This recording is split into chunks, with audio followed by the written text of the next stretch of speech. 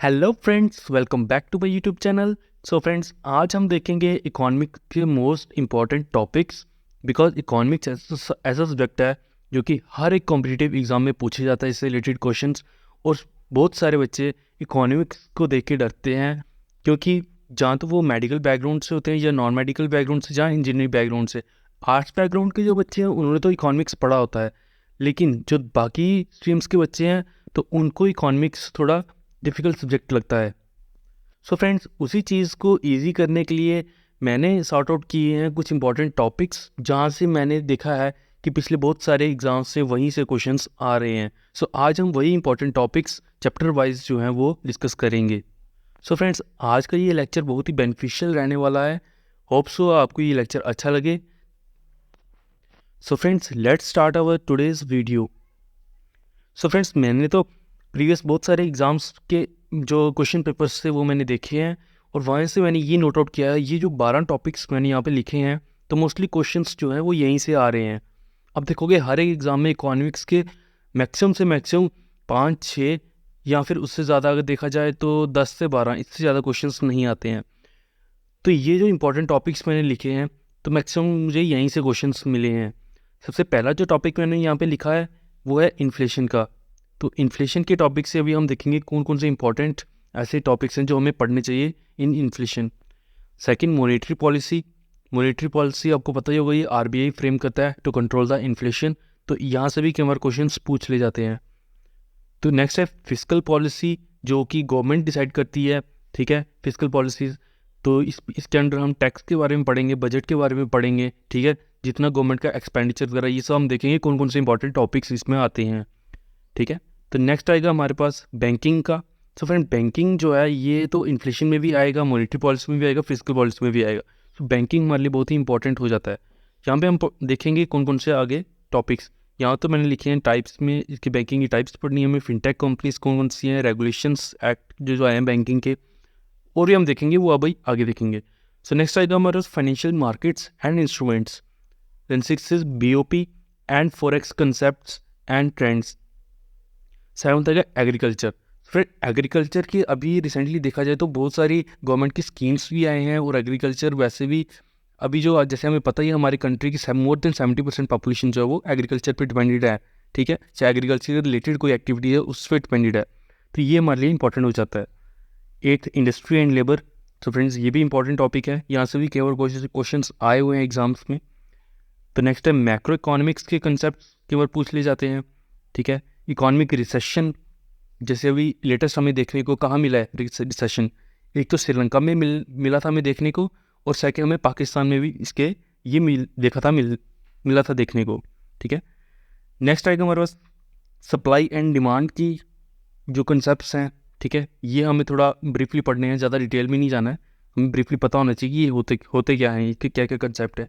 Because कई बार ना कुछ कंसेप्ट्स के जैसे अलग नेम होते हैं, जैसे कोई कंसेप्ट है उसको बोलते हैं आल्सो नोन एज ये, मतलब एक कंसेप्ट के 2 या 3 नाम होते हैं, तो हमें वो एटलीस्ट वो नाम पता होना चाहिए कि ये कंसेप्ट इसको ये भी बोलते हैं, ठीक है, या उसकी एग्जांपल्स पता होनी चाहिए।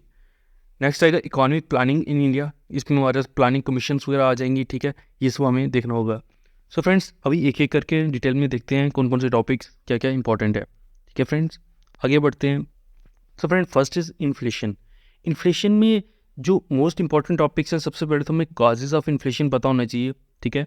इन्फ्लेशन का इफेक्ट क्या पड़ेगा अलग अलग कंपनीज पे, जैसे डेटर्स पे क्या इफेक्ट पड़ेगा इन्फ्लेशन का, बॉन्ड यील्ड उन पे क्या इफेक्ट पड़ेगा, ट्रेड पे क्या इफेक्ट पड़ेगा, करेंसी पे क्या इफेक्ट पड़ेगा इन्फ्लेशन का, ठीक है, हमें इनके इफेक्ट्स पता होना चाहिए। देन टैक्स, अगर इन्फ्लेशन ऊपर या नीचे होगा तो हमें टैक्स के ऊपर को क्या इफेक्ट देखने को मिलेगा। रेवेन्यूज़ जो गवर्नमेंट को आ रही हैं, ठीक है, उन पे रेवेन्यूज़ मींस कैपिटल मींस जो इनकम गवर्नमेंट को आ रही है फ्रॉम टैक्स, उस पर क्या इफेक्ट पड़ेगा इन्फ्लेशन का। इन्वेस्टमेंट, अगर हम किसी चीज़ पे इन्वेस्टमेंट कर रहे हैं तो अगर इन्फ्लेशन होती है, जो कम होती है या ज़्यादा होती है, हमारी इन्वेस्टमेंट पे हमें क्या फ़र्क पड़ेगा। जैसे मैं वो एग्जांपल देता हूँ, जैसे कि हमने कोई प्लॉट खरीदा अभी, ठीक है, कोई जगह खरीदी है हमें अभी, और अभी हमें मिल रही है सपोज़ वो कितने की, 1 लाख की, ठीक है, 1 लाख की अभी हमें वो मिल रही है। सपोज़ करो 1 साल के बाद इन्फ्लेशन ज़्यादा होती है, महंगाई होती है, और वही चीज़ कितने की, 5 लाख की उसकी कीमत बन जाती है, बट जब हमने ली थी तब तो हमें 1 लाख की पड़ी थी, ठीक है। अभी उसकी कीमत कितनी होगी, 5 लाख होगी अभी। सो इसका इफेक्ट हम पे क्या पड़ा कि हमें तो फ़ायदा हुआ है भाई, ठीक है। जो हमने 1 लाख की चीज़ ली थी उसकी कीमत 5 लाख हो गई है, लेकिन जो बंदा देने वाला था जिससे हमने खरीदी है वो तो सोचेगा मुझे लॉस हो गया, बिकॉज जो चीज़ 5 लाख की जा रही है उसने 1 लाख में दे दी तो उसको तो लॉस होगा। हमें ऐसे ही इफेक्ट्स पड़ने हैं डेटर्स पे, ट्रेड पे, करेंसी पे, टैक्स पे, रेवेन्यूज़ पे, मतलब क्या क्या इफेक्ट पड़ रहा है इन्फ्लेशन होने या ना होने से, ठीक है। फिर हम इसकी मेजरमेंट किस तरह मेज़र होती है इन्फ्लेशन, कौन सी बॉडी मेज़र करती है, ये इंडाइसिस हैं डिफरेंट, ठीक है। Measures to counter inflation, inflation को कंट्रोल करने के लिए क्या क्या मेयर्स होने चाहिए, क्या क्या हैं अभी चल रहे करंट में, ठीक है। तो ये सब हमें जो है जो इन्फ्लेशन में भी पढ़ना है। सो नेक्स्ट आता है हमारे पास मॉनेटरी पॉलिसी। सो जो मॉनेटरी पॉलिसी है ये कौन बनाता है पॉलिसी, ये बनाता है आरबीआई, ठीक है। आरबीआई बनाता है किसके लिए, ये बनाता है इन्फ्लेशन को कंट्रोल करने के लिए। सो मॉनेटरी पॉलिसी सबसे पहले तो हमें पढ़ना है टूल्स ऑफ मॉनेटरी पॉलिसी, फिर हमें जीडीपी के बारे में पढ़ना है किस तरह कैलकुलेट होती है, ऊपर या जीडीपी बढ़ने या घटने से क्या क्या इफेक्ट होते हैं, ठीक है। किस तरह कंट्रोल होती है अभी करंट में, अभी कंट्रीज़ की कौन कौन सी कंट्रीज़ की जीडीपी लो चल रही है, किसकी हाई चल रही है, इंडिया की क्या अभी जीडीपी कंडीशंस है, ठीक है। ये सब हमें इसमें देखना है। तो और हमें मेजर्स देखने हैं किस तरह से हम ये जीडीपी कंट्रोल मतलब मेज़र करते हैं, ठीक है। किस तरह से हम इसको कंट्रोल कर सकते हैं ये सब। फिर कंपोनेंट्स ऑफ मनी सप्लाई, ठीक है। मनी सप्लाई हम किस तरह से होती है, आपको पता ही होगा जैसे जो कॉइन्स हैं, ठीक है। कॉइन्स और 1 रुपये से कम की जो 1 रुपये का नोट या वैसा, तो वो कौन बनाता है, वो हमारी गवर्नमेंट बनाती है, ठीक है। फाइनेंस मिनिस्ट्री बनाती है। बट जो बाकी के नोट्स हैं लाइक 5 रुपये का नोट है, 10 रुपये का नोट है, 20 का, 50 का, 100 का, 500 का, ये सब नोट्स कौन बनाती है, ये नोट्स बनाती है आरबीआई, ठीक है। अपनी नोट पे देखा भी होगा आरबीआई गवर्नर के साइन होते हैं वहाँ पे, ठीक है। अच्छा, फिर हमें टाइप्स ऑफ मनी देखनी है।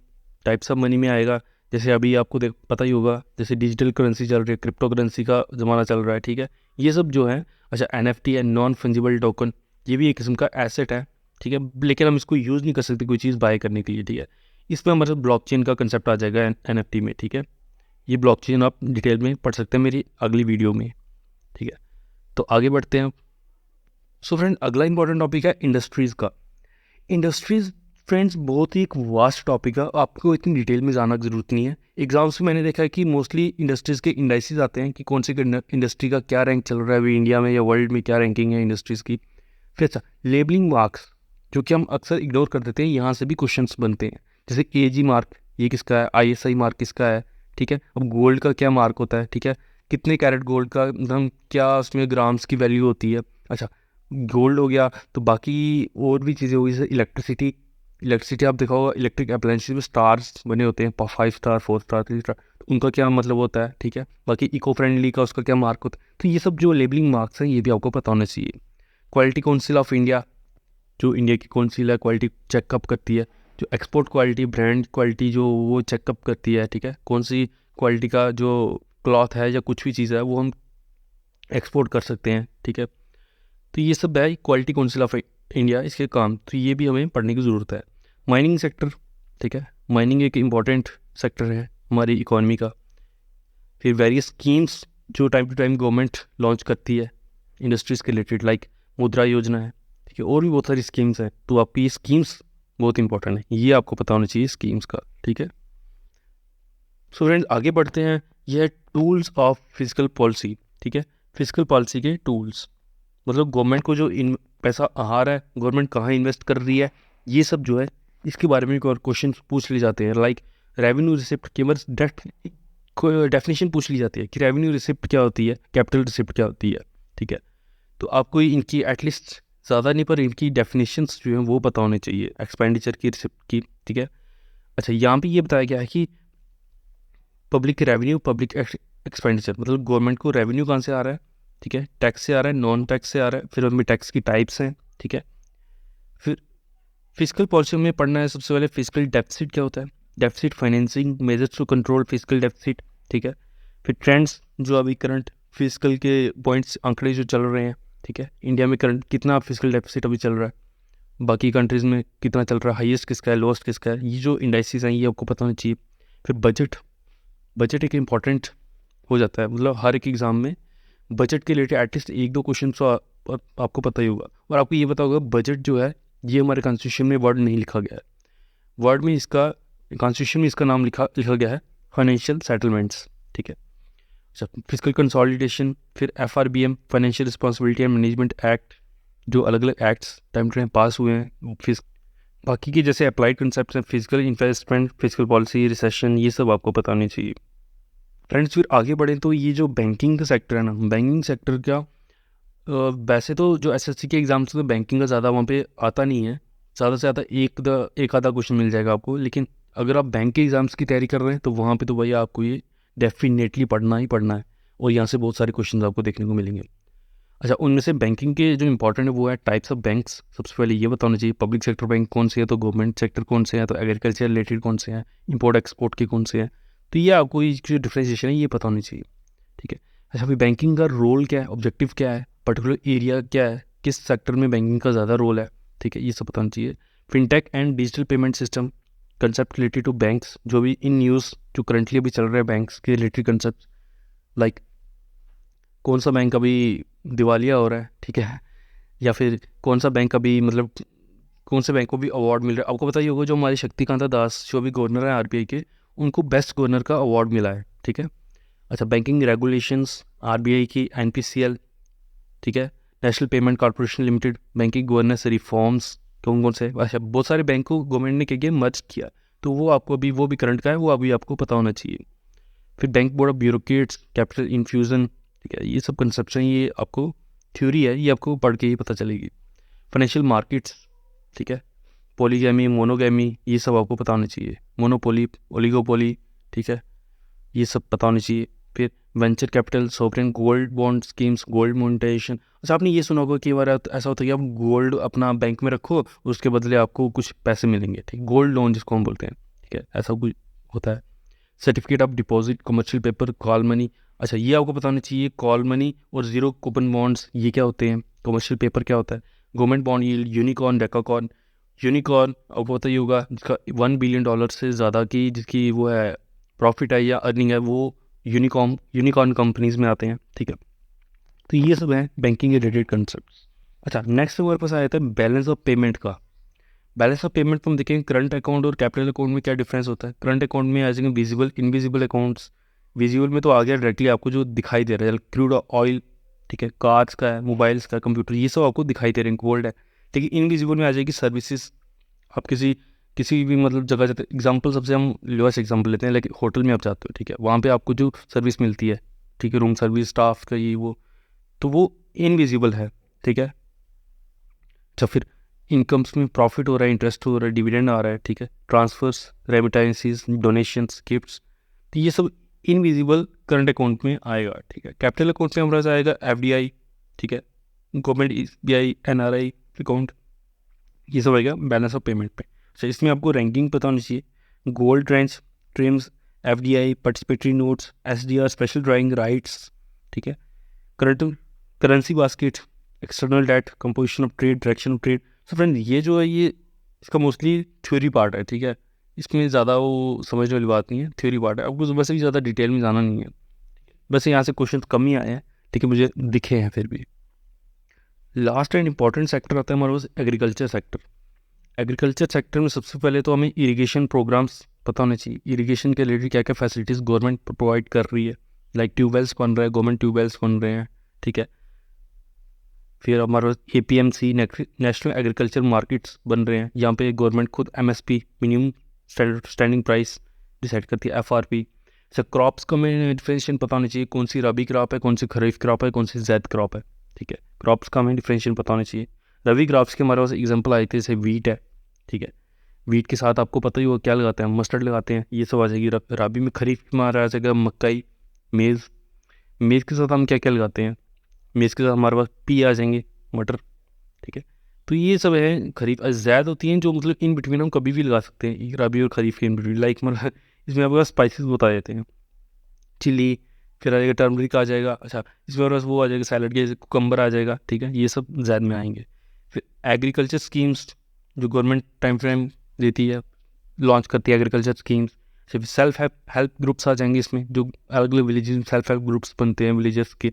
फिर KCC किसान क्रेडिट कार्ड स्कीम जो गवर्नमेंट ने लॉन्च की थी, सब sustainable agriculture related crops concept, sustainable agriculture, ठीक है, किस तरह हम एग्रीकल्चर करें कि सॉइल की फर्टिलिटी भी लूज़ ना हो और हमारा बेनिफिट भी हो, ठीक है, इसके कंसेप्ट्स पता होने चाहिए। एग्रीकल्चर बायोटेक्नोलॉजी, जो न्यू अभी टेक्नोलॉजीज़ आ रही है एग्रीकल्चर में, लाइक हाइब्रिड सीड्स बन रहे हैं, कुछ मतलब मशीन्स ऐसी ऐसी आ रही हैं हमारे पास, वो सब हमें पता होना चाहिए।